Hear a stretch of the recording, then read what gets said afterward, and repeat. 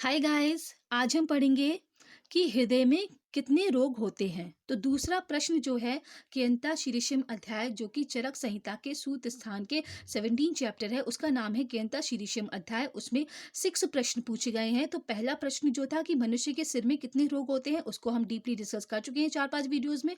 और अब हम पढ़ेंगे हृदय में कितने रोग होते हैं। तो हृदय मतलब हार्ट में कितने रोग होते हैं, ये बताया है आत्रेय पुनर्वसु ने आचार्य अग्निवेश को, जो कि आचार्य अग्निवेश ने आत्रेय पुनर्वसु से प्रश्न पूछे थे। तो आचार्य पुनर्वसु ने उसका उत्तर दिया।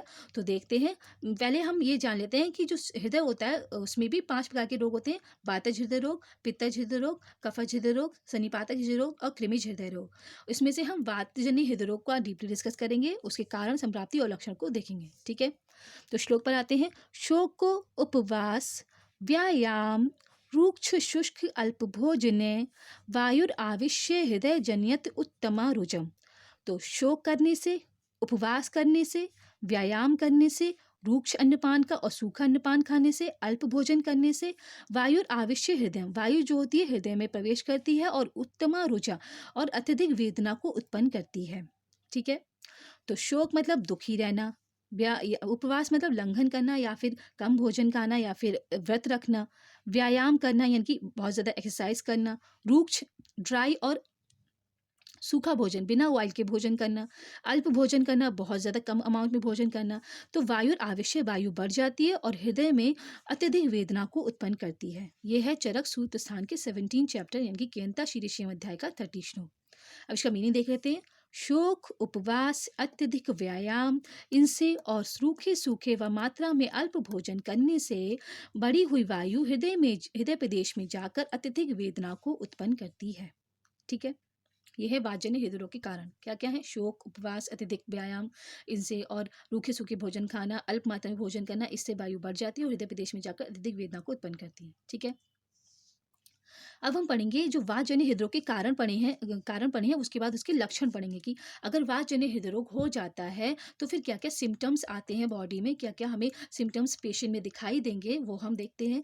तो सबसे पहले बेपथू, फिर है वेस्टनम, फिर है स्तंभा, प्रमोहा, शून्यता, दरा, हृदय वात आतुरे, रूपम जीने च अत्यर्थ वेदना। इसका रेफरेंस है चरक के सूत स्थान के 17 चैप्टर का 31 श्लोक।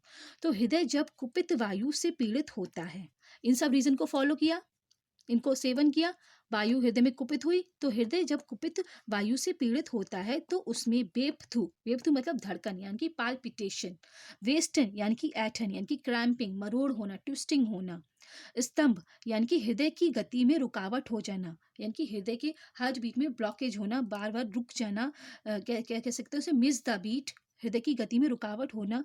प्रमु, प्रमु मतलब मूर्छा, मूर्छा मतलब कह सकते हैं अनकॉन्शियसनेस। शून्यता मतलब नम्बनेस, ब्लैंक हो जाना या शून्यता हो जाना, हृदय में शून्यता प्रतीत होना। और फिर है दर, दर मतलब हृदय में दरदर या मरमर ध्वनि की प्रतीति होना।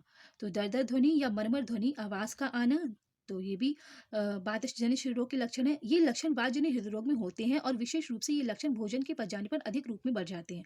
तो ये वातजन्य हृदय रोग में होते हैं, वात आतुर्य में होते हैं। वात के आतुर में वात हृदय रोग से पीड़ित जो पेशेंट है, जो रोगी है, उसमें होते हैं। जीर्णे च अत्यर्थ वेदना, जीर्ण मतलब भोजन का पाचन हो जाने पर, भोजन जीर्ण हो जाने पर अत्यर्थ वेदना, ये बहुत ज़्यादा एग्रीवेट हो जाते हैं।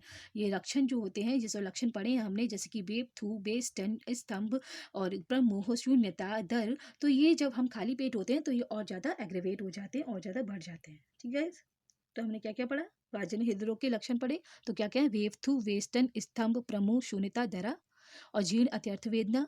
और उससे पहले हमने वातजन्य हृदय रोग के कारण पढ़े थे। शोक, उपवास, व्यायाम, रूक्ष शुष्क अल्प भोजन, वायु आविश्य हृदय जनियत उत्तमा रुजम। ठीक है, तो हमने वातजन्य हृदय रोग के कारण पढ़े और वातजन्य हृदय रोग के संप्राप्ति और लक्षण को भी देखा।